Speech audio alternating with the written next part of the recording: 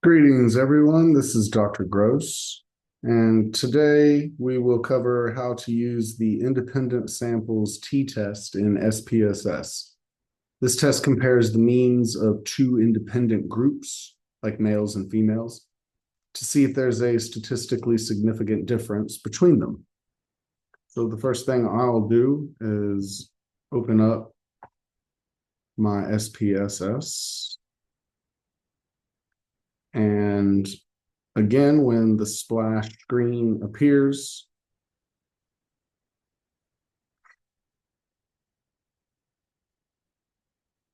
when the splash screen finally appears, there it is. We're going to dismiss it. However, last time we saved our files. So I'm going to go to this file folder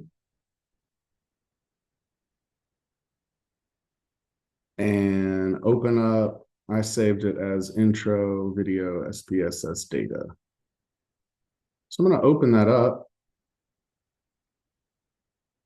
And here is the data set that we created in data view.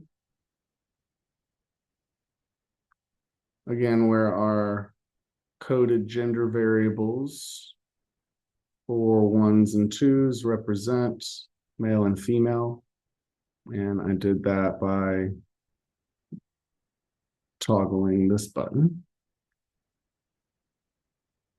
In our other view, variable view, you can see all of our variables that we created, the labels that we gave them, and the values. We'll go over this real quick. When I hit the ellipses, those three dots, it opens up the value labels dialog box, and we added a value of 1 to represent male, and then added a value of 2 to represent female.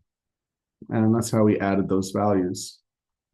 The ID and gender variables are nominal, as they are categorical, though height and weight we set as scale measures. So now that we have our data set in SPSS open,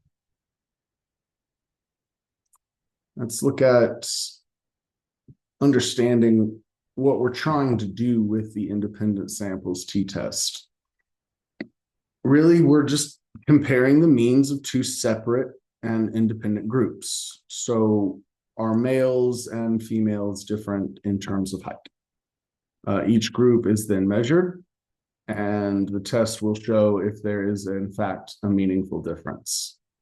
And in our own work as educators, this is a good test for comparing test scores between perhaps two different classes.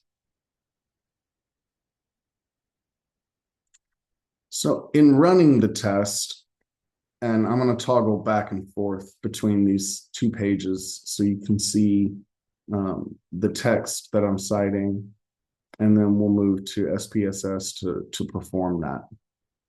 So the first step is to go to Analyze, and then to Compare Means, and then we'll select Independent Samples t-test. So I'm going to Analyze, Compare Means, and the Independent Samples t-test.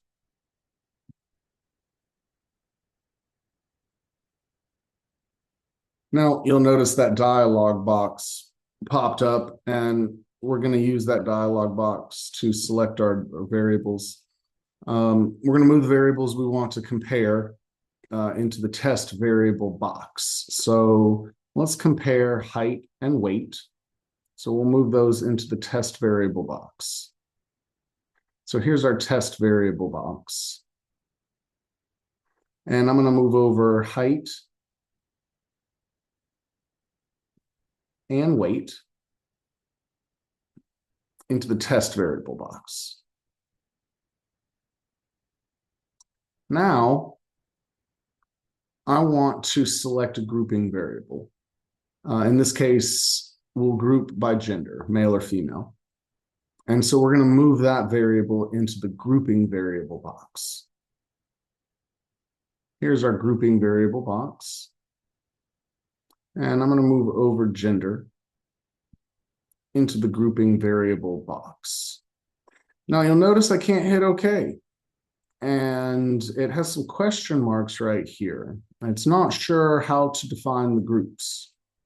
And so we need to tell SPSS how to define those groups. So we're going to click on define group codes or define groups.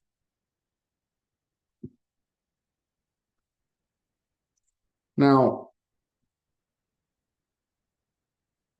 for the gender variable, we entered 1 for male and 2 for females. So that's the specific code we've already used for our data. And that already appears in our dialog box. So we're just going to click continue and use specified code values already. So we're going to continue. We've already input those codes. So we told it to use the specified values already. And the next step is to run the test. So we're going to click continue and then OK to execute the test. Before you do, always a good idea to pause and confirm that your groups are correctly defined with gender as your grouping variable and height and weight as the test variables. They are, and we'll click OK to run the analysis.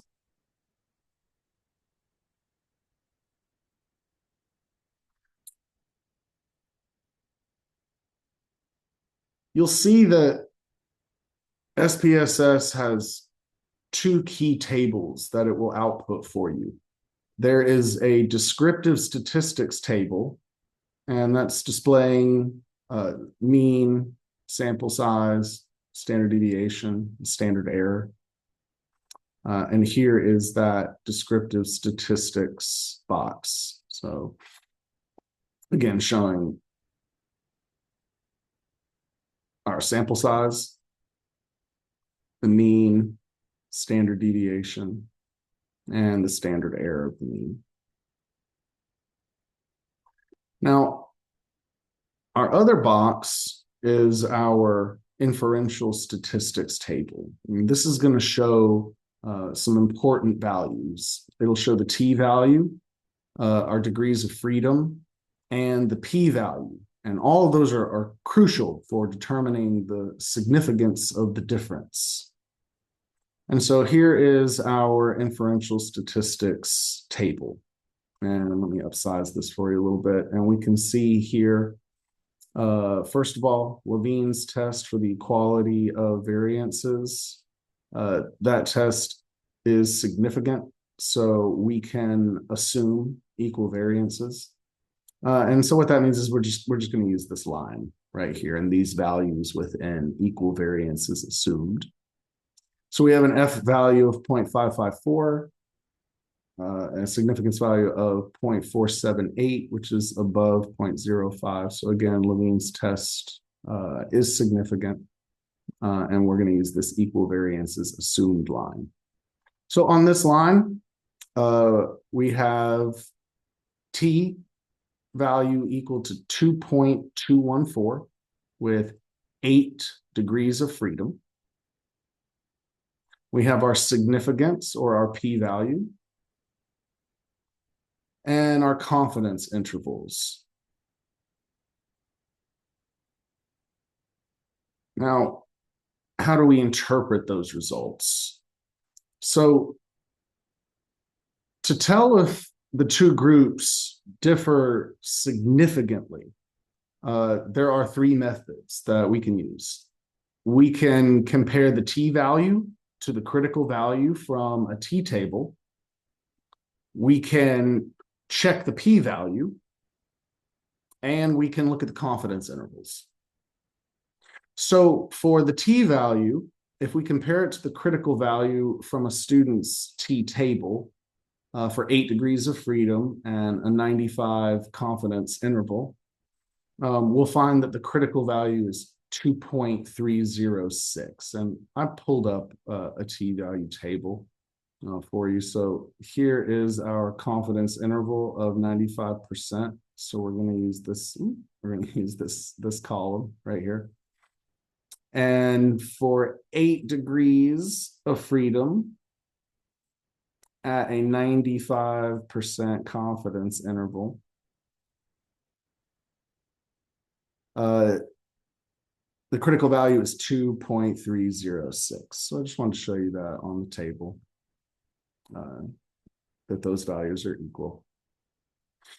So if our t-value is not larger than the critical value, we would assume that it is not significant. Now, we can also check the p-value. If the p-value is less than 0.05, we have a significant difference.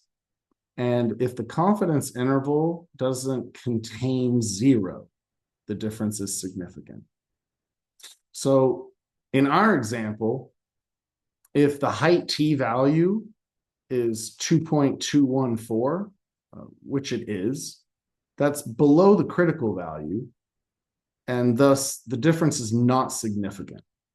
And so let's go back to our output table and let's take a look at that. So for height, and equal variance is assumed, our t-value is 2.214. Comparing that to the critical value of 2.306, our t-value for height is not greater than the critical value in the table.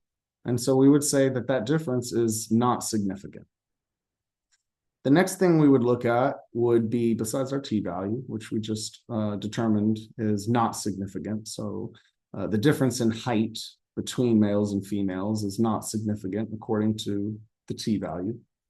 Now, for a two-sided significance test, the p-value is 0.058. So close to the 0.05 level, but again, not below 0.05. So again, considered not significant, not a significant difference. Close, but not quite. And again, we can look at our confidence intervals to determine significance. So moving from a negative number in the lower bound to a positive number in the upper bound indicates that this range includes 0, which is further evidence to suggest that the difference is not significant. So again, height difference is not significant. Now, if we look at weight, weight is a little bit different. The weight t-value is 3.413, and we can see that in our output table right here. Weight in pounds, equal variance is assumed, a t-value of 3.413, which is larger than our critical value of 2.306. So perhaps significant.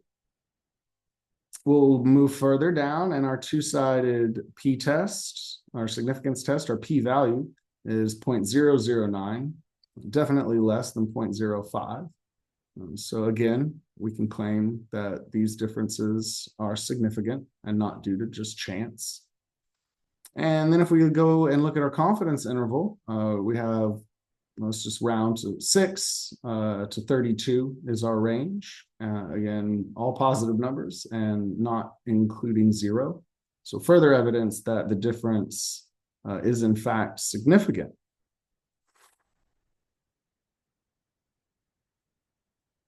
So in our analysis, we can say that males weighed significantly more than females, but their heights were not significantly different. And we determined that using 3 different methods: the t-value, comparing that to the critical value in the t-table, the p-value, and also the confidence intervals. So again, the height p-value was 0.058, above 0.05, so again, not significant. However, the weight p-value was below 0.05, indicating, in fact, a significant difference. And so that's it. That's how you perform an independent samples t-test in SPSS. You've learned how to compare two groups, interpret t-values and p-values, and assess statistical significance. Tune in for our later tutorials on further statistical tests. Thanks for tuning in.